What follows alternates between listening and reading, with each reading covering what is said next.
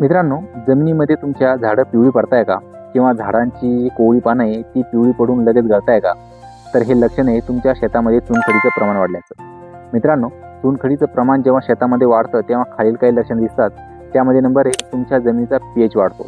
तुमच्या जमिनीचा pH हा वाढून 8.5 पेक्षा जास्त होतो. त्यामुळं याचा डायरेक्ट परिणाम आपल्या पिकावरती होतो.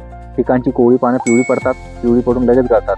त्यानंतर झाडंही पिवळं पडायला लागतं. आणि नंबर 2, तुम्ही शेतामध्ये महागडी खतं वापरता, चांगली खतं वापरतात, चांगलं फॉस्फरस किंवा मायक्रोन्यूट्रियंट्स वापरता, तर ते तुमच्या पिकांपर्यंत पोहोचतच नाही.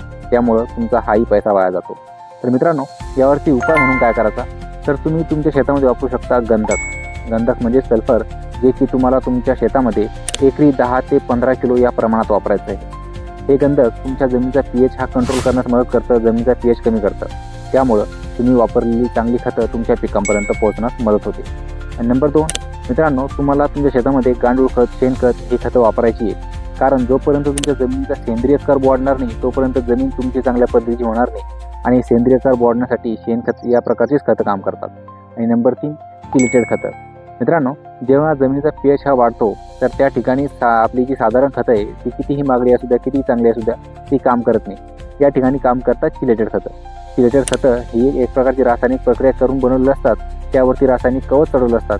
त्यामुळे चिलेटेड खतं ही जमिनीचा pH कमी असो किंवा जास्त असो कोणत्याही जमिनीमध्ये काम करतात. मित्रांनो, माहिती कशी वाटली ते कमेंटमध्ये नक्की सांगा. आणि व्हिडिओ आवडल्यास लाईक करा, कमेंट करा आणि आणखी शेतकरी बांधवांपर्यंत शेअर करा. धन्यवाद.